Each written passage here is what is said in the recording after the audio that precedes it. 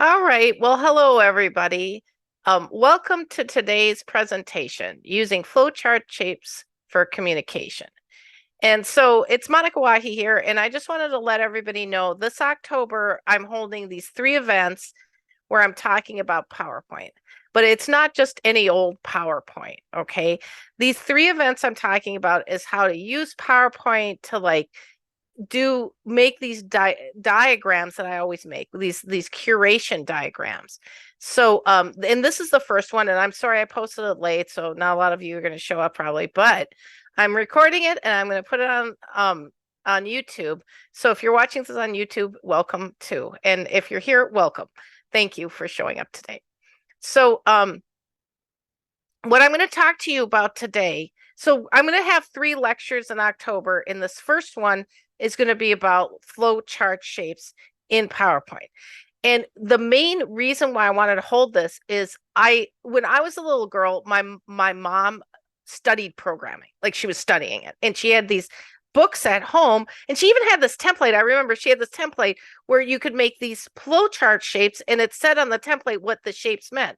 So I just grew up thinking everybody knew what these shapes meant.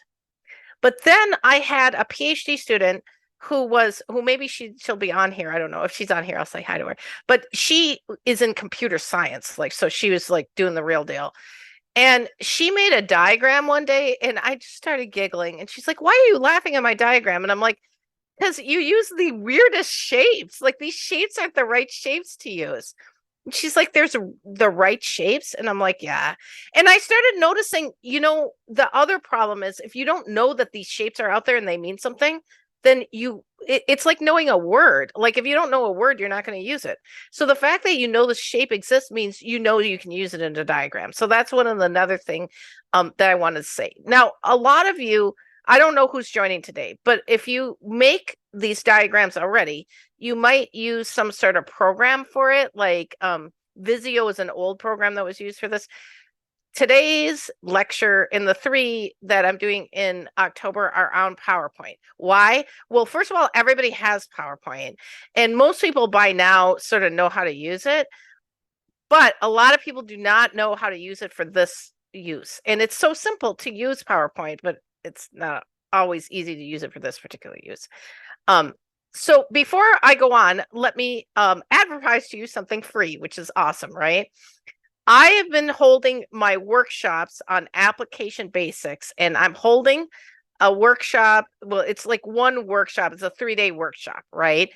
It's Monday, Wednesday, and Friday, October 23rd, 25th, and 27th this month. So that's a Monday, Wednesday, and Friday. If you want to go to the workshop, but you want to go on a weekend, on November, I'm holding it on a weekend, okay? And I'll put it in the chat. Actually, that's what I'll do. Now, well, let me tell you what the workshop's about. What it's about is applications, like computer applications, like that student I told you I had. She's a computer scientist. She builds applications.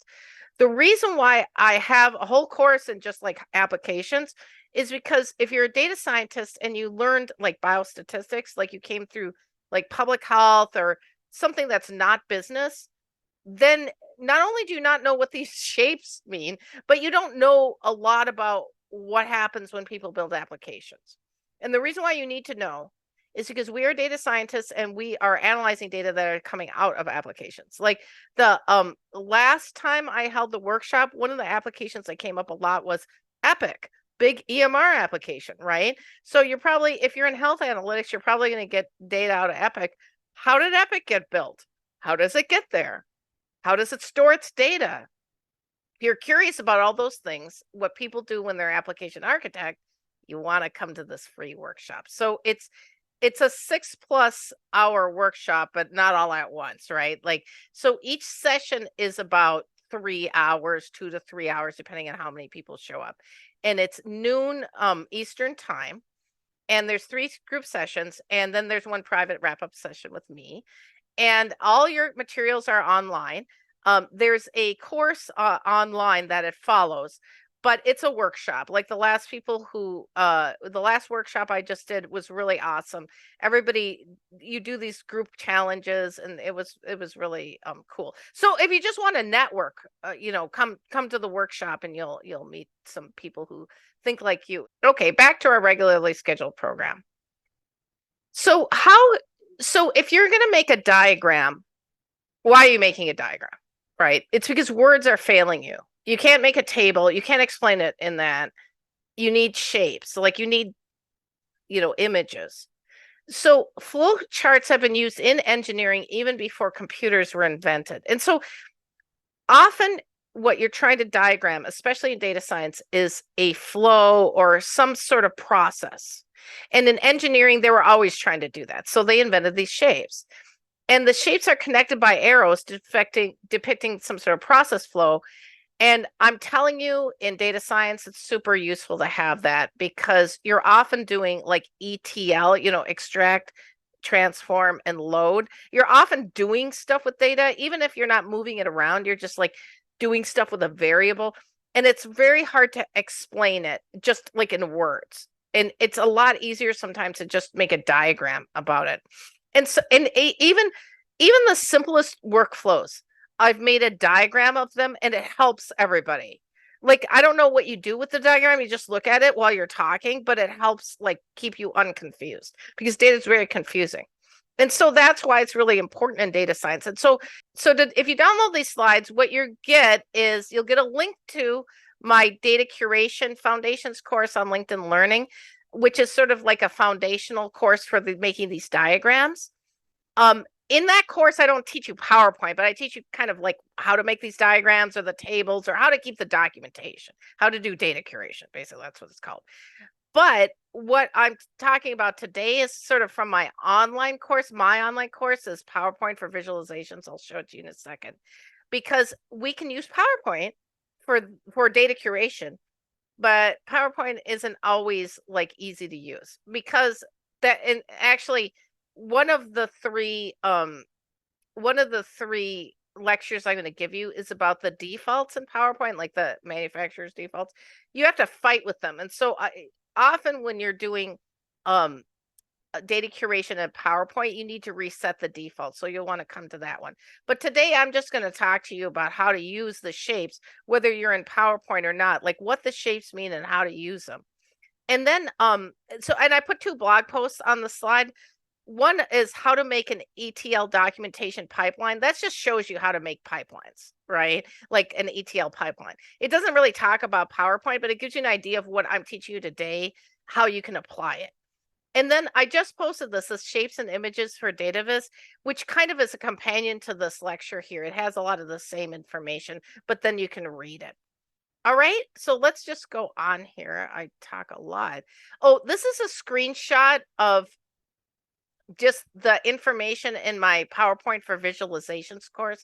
You'll see it costs $50, but you get it free if you join my mentoring program. It's part of the mentoring program. And also if you want to join the course, just the whole course site, it's just $50 a month for a subscription to the whole course site. And I keep adding courses. In fact, this PowerPoint for visualizations is foundational course. I'll be adding some data curation courses like that ETL pipeline blog post. I'll be adding courses like that. And you might want to take them. So this is what's in this course is all these things here. And those are the things I'm going to be lecturing about in the 3 events I have this month. So one of the most important problems with PowerPoint is that it's old.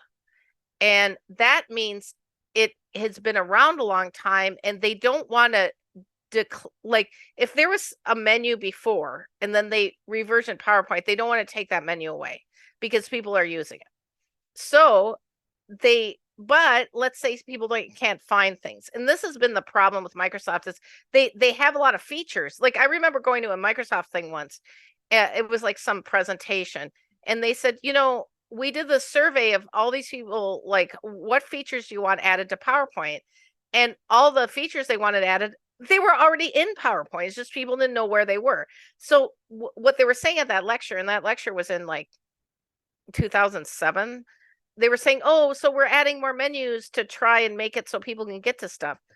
Well, I don't know what sort of research they did. I mean, it just makes me confused. And you'll see, even though I've used PowerPoint since the 90s, sometimes I just feel like I'm stuck because I want to go do something. And I mean, there's about 500 ways to do it, but I can't think of one way.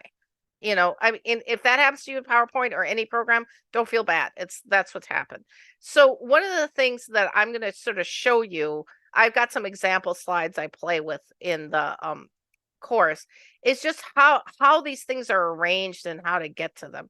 That's mainly in my navigation events, but this one you're going to see a little bit of it too. So let me just give you a crash course in these shapes, and then I'll demonstrate a little bit. Okay. And obviously this is a PowerPoint presentation, so these shapes are in PowerPoint. So there's a few. So if you look up flowchart shapes, there's like hundreds, and you'll be like, oh my God, I'm overwhelmed. And I'm not an engineer, so why am I looking at this? I'm just going to kind of summarize the shapes I use all the time. Okay. And here's a little kind of funny thing about it is they're not all official flowchart shapes. Some of them are like shapes that are not flowchart shapes, but these are the ones I use all the time in data science. Okay. So the first one I use is the Terminator. Okay. So see that hot dog shape, this shape right here? These are called terminators. They're where a process starts or a process stops. And when I'm making, this isn't colorful, I like to make colorful ones. I usually color the start green and the stop red. And I'm telling you, it's super useful to have these shapes, because if you get used to it, when you look at a diagram, if somebody shows you a diagram, the first thing you look for is these terminators to see where does this start and where does this stop? Like, what is going on? Because remember, most of the time it's a process. Okay. And then the second thing is, on the slide that I'm showing you, is there's predefined and not predefined processes. So predefined process is this thing here with this parallel shape, and non-predefined process is this one without it. So actually, let's look at this little baby workflow here. So we have start, which is intake. We're just pretending we're at a clinic. Okay. So the patient fills out the intake packet. Well, that's a predefined process, like the intake packet's set up. And then we're supposed to do data entry. Okay, that's a predefined process. But schedule appointments is not really predefined. Like whoever's there, they just schedule them. And then intake is completed. So see this? So intake is completed, but obviously the person hasn't been treated yet, right? So it's not like, it's like there's other processes. Okay. And that's another thing I had to learn about making these diagrams is you can make a big diagram, like here's how the patient gets treated. Then you can make a diagram about like certain like how this is how the patient, there's billing. Like you can make a million of these. It all depends on what you care about. Like in this case, like I made this just for demonstration, but I took it from a real one I made. And the reason why I was making all of these is I went to a clinic with a colleague of mine who is actually one of my customers. And he said, Monika, my friend owns this clinic, and I'm a data scientist, and I want to be able to analyze data in this clinic. And I said, well, we have to do systems analysis first, and we have to make all these diagrams. And I was literally doing that. I was making diagrams of these work processes so we could figure out like what data systems they had and where to get the data. Okay, so those are my first three shapes that are my favorites. Here are other ones I care about. So you recognize Terminator. We just learned Terminator, so start and end. So immediately you can see how to look at these. Okay, so start, log into application, predefined process, right? Here, I love this decision. Okay, now the way decision works is you only get yes or no. Now you can have a lot of things coming into this, right? But you only get one decision and yes or no. Now, see how it says, are the data updated? Yes or no. Let's say there was more than one choice. Like, are the data updated and current, like not archived? I'm just making this up. Well, you can't do three choices. What you have to do is two sets of choices. Like, are the data updated? No. Are the data archived?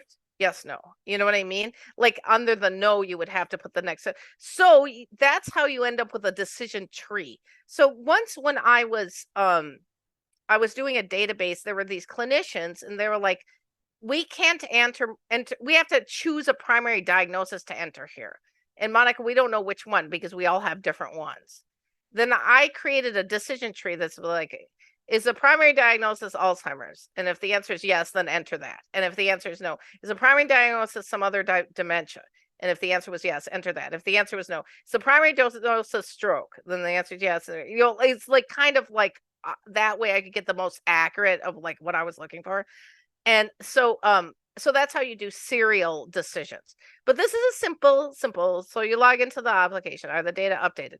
If the answer is no, look at this.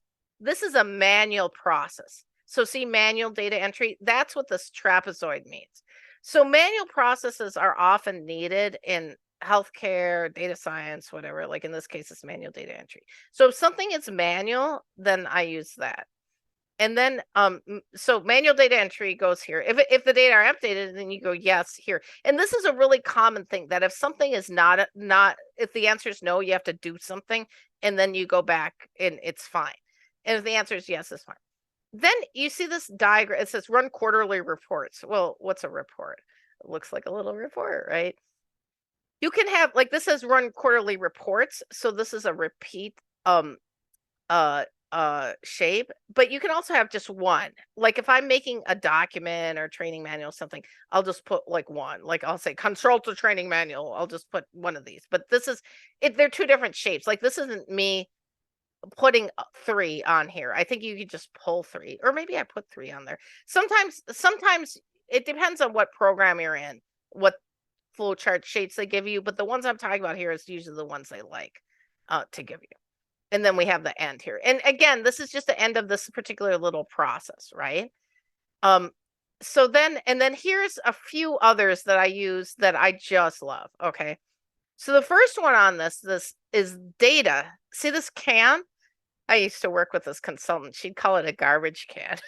I thought that was so funny. Here we are running a data warehouse, and now it's a garbage can. But anyway, that can means data. And it usually means like data in a database, but it can mean like a big amount of data, like on a disk or something that you're giving to somebody. But what's sort of funny about it is that's not a flowchart shape. And so it's a little hard to find in PowerPoint. It's not with the flowchart shapes. You won't see a data shape. Okay. But we are data scientists, and so we're always using that shape. So that's the data shape. Okay. So notice how this particular diagram doesn't have any terminators in it. And so you might say, okay, that's a little bit confusing, but sometimes you just don't have any terminators. Okay. So we'll start with the BRFSS data warehouse, and see how I don't have any terminators, but I make it very obvious where the start is. I put it up in the left here. So the first thing we do is we extract data for state equals 25. Well, look at the shape. Doesn't this look like an old-fashioned data card? Those of you who are as old as I am. This is what it means as data. This is the official shape for data. That's how old this stuff is the shape for data is a data card. So what I use is this shape for data, this can for like a data warehouse, and this for just a little extract. See how I did that here? So we extract it, and then here's a predefined process. You just learned that, ETL, into the data mart. So what I'm kind of demonstrating here is, what if you had the behavioral risk factor surveillance system data, which is a health survey of the entire US, all right? And let's say we live in Massachusetts, because I do. And let's pretend that I was supposed to set up what's called a data mart, which is like a little baby database that's just for, it's like a little convenience store. It doesn't have all the BRFSS, just the Massachusetts stuff for convenience, I guess. So I'm going to set up my little data mart. What do you think I'm going to do? I'm going to take the data out here for state equals 25, this Massachusetts, ETL in this data mart. This is just my imagination. I don't really have a data mart of BRFSS Massachusetts data. But let's say I did. I definitely would not take all the columns. I would take the columns I wanted, and then I would classify, there'd be classifications, like, are they in a rural area, or what counties are they in, or whatever.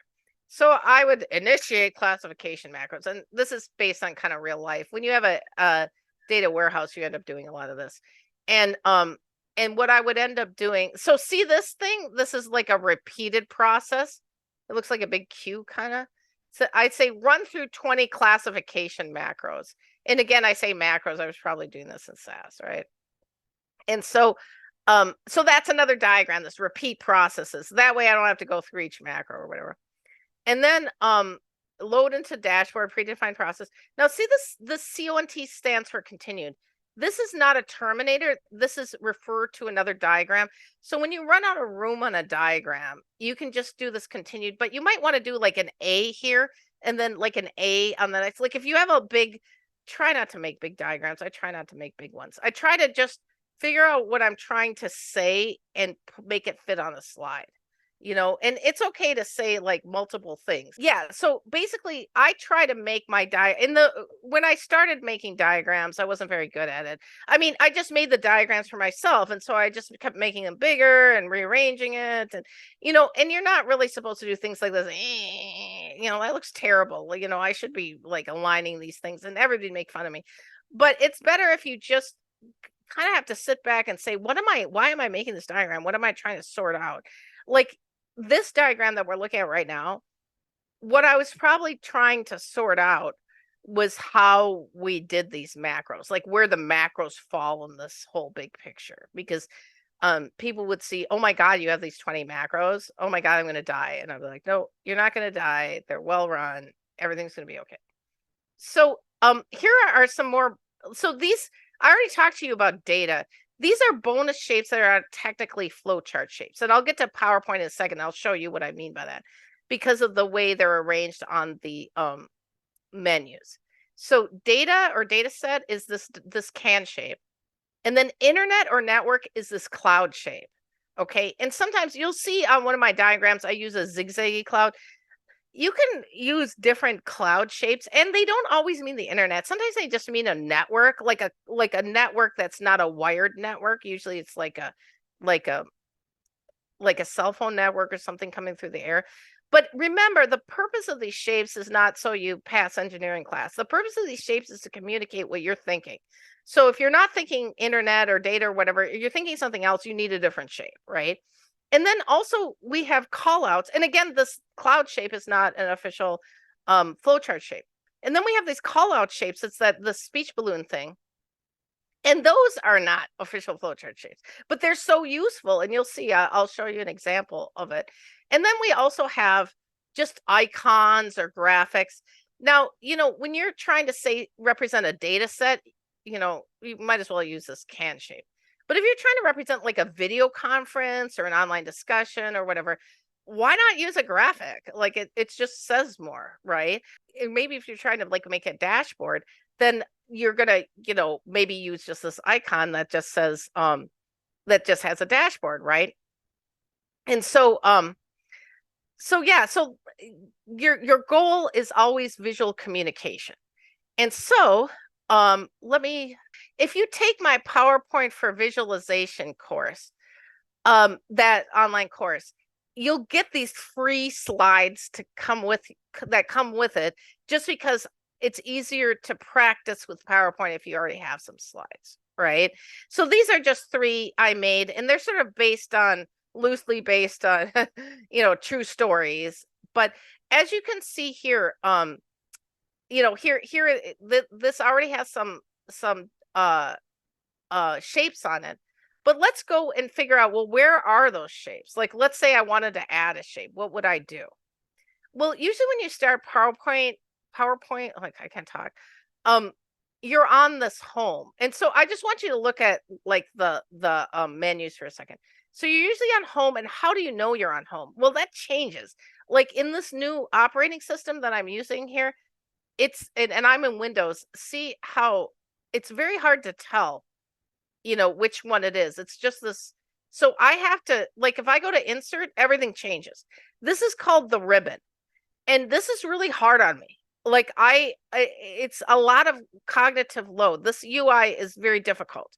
This ribbon was not there until about 2007, when I was going to that big launch that I told you I went to of Microsoft. And I really do not like this ribbon. Well, if you don't like the ribbon, you can go like this and the ribbon goes away. But the problem is the menu is still there and it's still sort of driving it. Okay.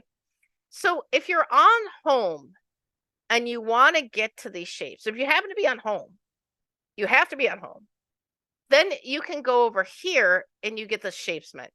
All right. Now I'm just going to go through the shapes menu really quickly. This top one called recently used shapes always throws me for a loop because there's different stuff on there. So I sort of ignore that because I just can't remember what's on there. I'm immediately going to make you go down here to these flowchart shapes. Now let me point out that actually the can shape is down here, but it wasn't technically, I think it isn't technically a flowchart shape. What's not down here is that cloud. That cloud is not there. And so I'm always looking for that cloud there. What is here is, oh, I was right. Here's your process and your predefined process. Here's your document and multiple documents. Here's that one data extract I was showing you. Here's that manual process. Here's change to the next page. Remember that one? Oh, this is also a tape. Like if for some reason a tape comes out, you know, like when you buy something at a convenience store, at a data mart, at a convenience store, and they give you a receipt, you can use something like that. I've had to do that for like labels coming off. And then let's see here. And then here's that repeat one. But where is the cloud, right? So if you go up here to basic shapes, and I'm not really sure why they call this basic shapes. If you look, there's a cloud in here. There's also a sun and a moon and stuff. And the reason why I'm bringing up there's a sun and a moon and stuff is you don't even know. Like sometimes I use a heart. Like you're not really sure what you're going to exactly say on this. Like sometimes you're talking about like concepts, like abstract concepts, like love, right? So you might need the heart.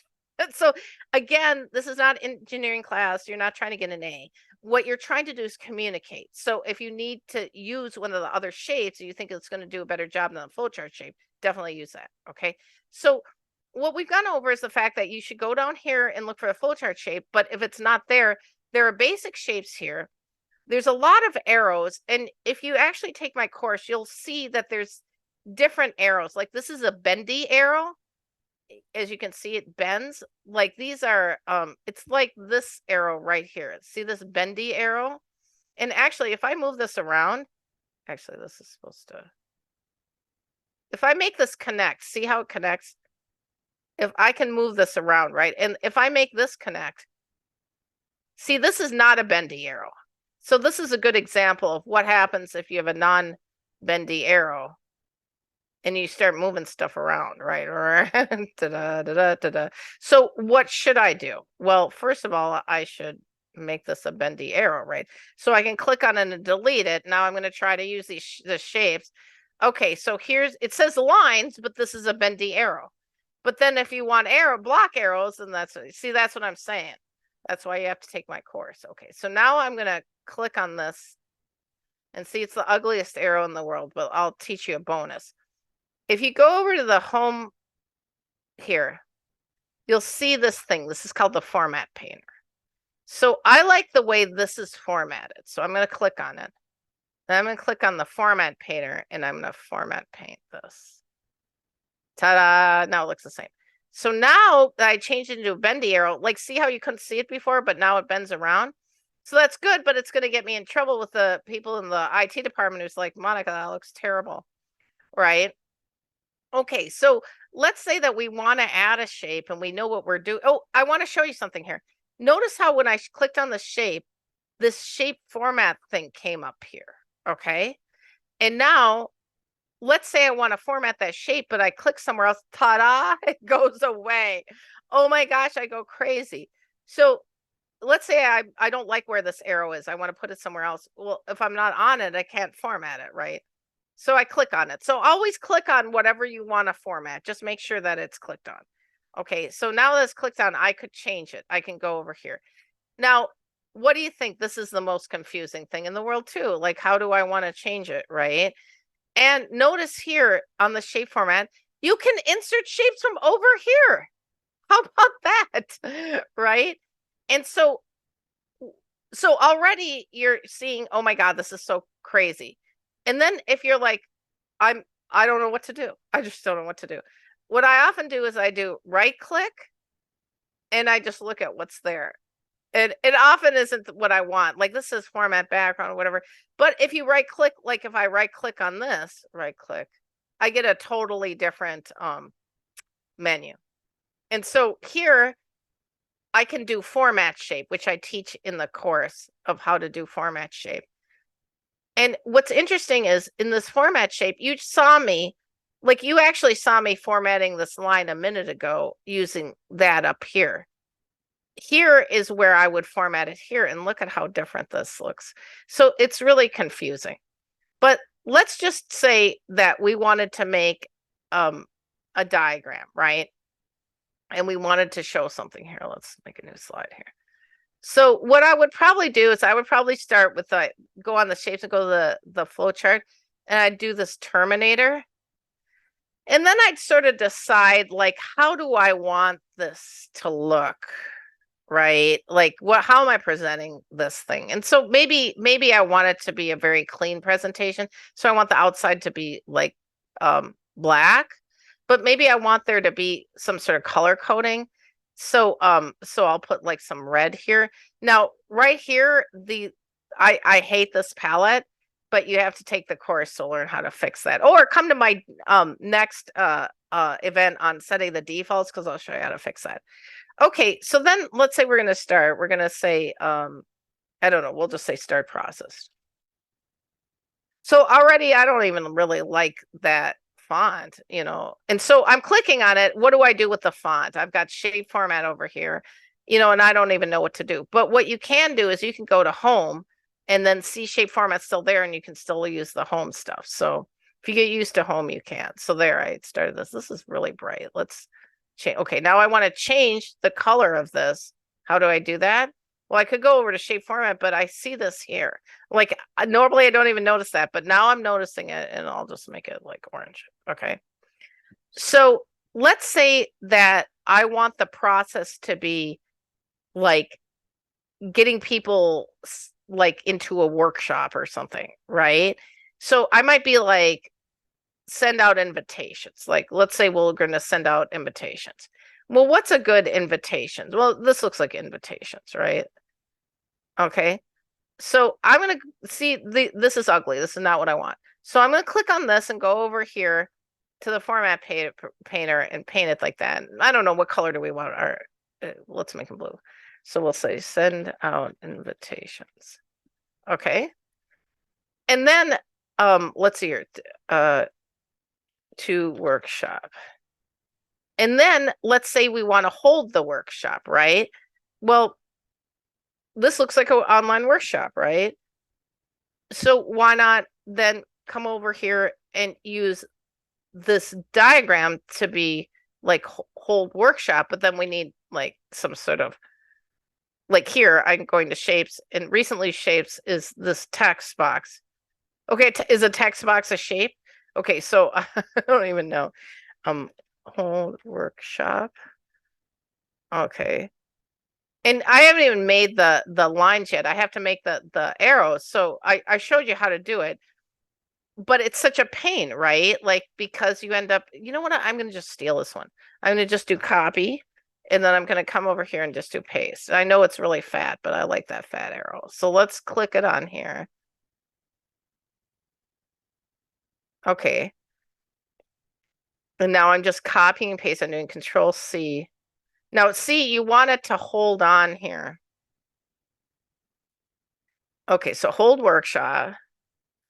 And then maybe I want to, I usually make a video of these.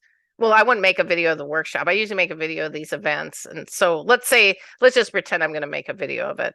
So what's a good shape for making a video? Or would you use a shape, or would you go and find a picture? I don't know. I feel kind of lazy to go find a picture. And just to let you know where I'm getting my pictures, let's see here, is I use Pixabay, and I linked to it in one of this.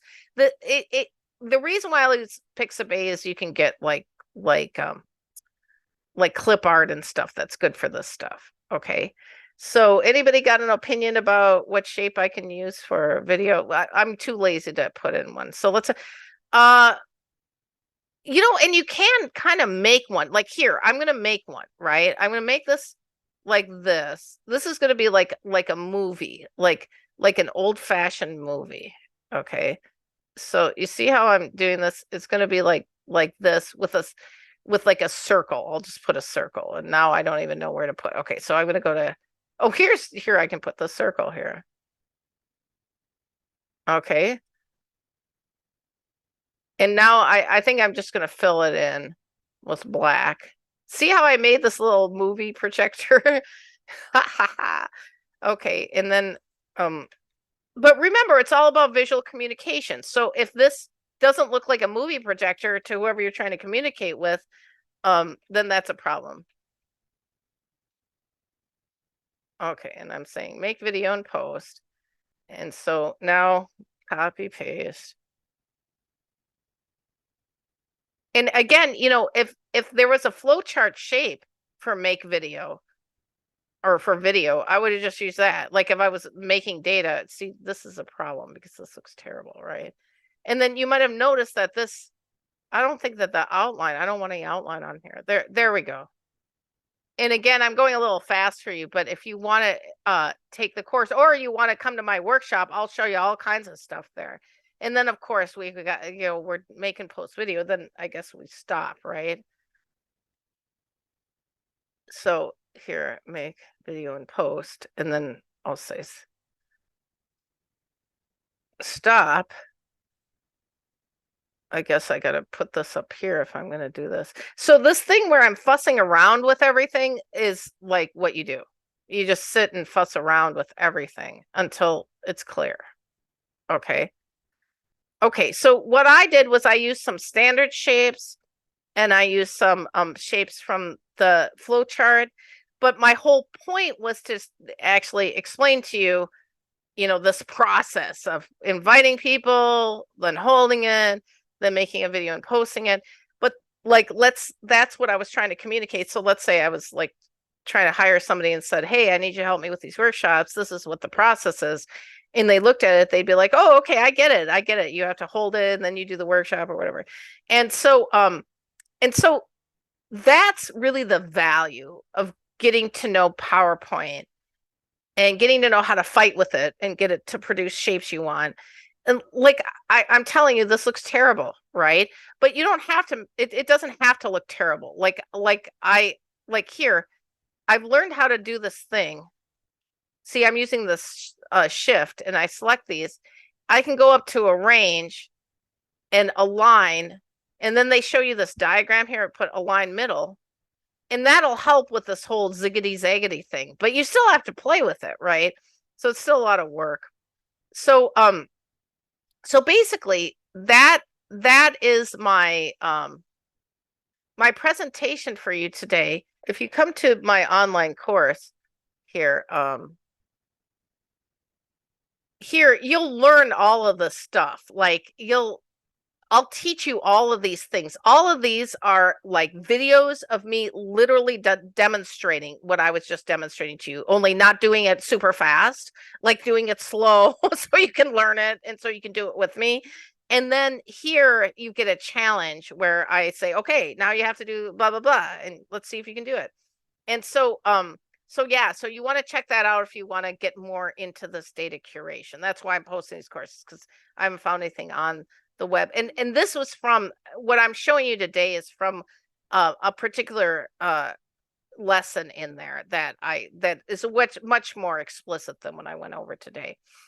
What I want to show you here is if you sign up for the workshop, this blog post actually has more information about the workshop. So again, in the applications basics workshop that I'm holding later, the reason why I made these events about PowerPoint this month before, you know, to try and get people interested in the workshop and come to the workshop is because I'm realizing everybody knows how to program. Like I can teach you how to program in R and SAS, and you probably can learn on your own. What the problem is communicating about programming. Like even today, somebody wrote to me on LinkedIn and they had a question. They said, oh, my SAS macro is not running right. Here's my code. And I'm like, I can't really even tell what's going on in the code. I can't help you. But if that person had sent to me a diagram that says, this is what my macro is supposed to be doing, and I'm getting this error, oh my gosh, I might have been able to help them, even though we're like talking in LinkedIn. So that's what sort of I was realizing is these are the skills everybody needs so we can communicate with each other.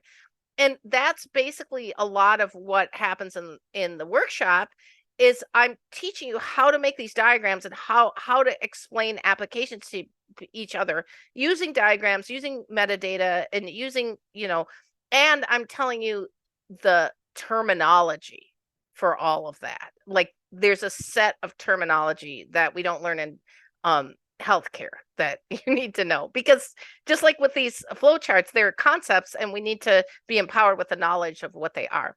So just to remind you, this is the application basics online workshop. It's 3 sessions. This month, they're going to be on Monday, Wednesday, and Friday. They're each about 2 hours starting at noon Eastern time. And they're together and you'll network, you'll be able to talk to each other and stuff, because each meeting we have a challenge. Like I do some didactic stuff and then we have a challenge. And then you have a private wrap-up session with me and I give you online access to the course material. Here it is. And so this just shows you kind of like what's in the course. So on oh, hi, May. Hi. How are you? It's good to see you. I see you're just coming at the end. I'm recruiting everybody for the October dates, and you're welcome to sign up again. Jaime came to our last one. And so on Monday, we'll be covering, on Monday of the workshop, we'll be covering this chapters 1 and 2. On Wednesday, we'll be covering chapter 3. And on the Friday, we'll be covering chapter 4. And so you can take a look at those. You can download slides here so you can get all these nice, good links. All right. And then if anybody has any questions, I didn't see you guys throwing out any questions. I didn't really tell you to ask any questions. But if anybody has any questions, well, I guess you would have probably asked them by now, right? But if you have questions later, just send me message in LinkedIn. I'm trying to keep up with my LinkedIn. I'm sorry if I'm a little behind with you guys, but alrighty. Well, thank you so much for showing up today. And I really appreciate you coming to my events and learning about PowerPoint and learning about better ways to communicate visually. And please consider coming to our workshop so I can see you again. Have a good week. Thank you for watching this video, which is part of the Public Health to Data Science Rebrand program. If you are interested in joining the program, please sign up for a 30-minute Zoom interview using the link in the description.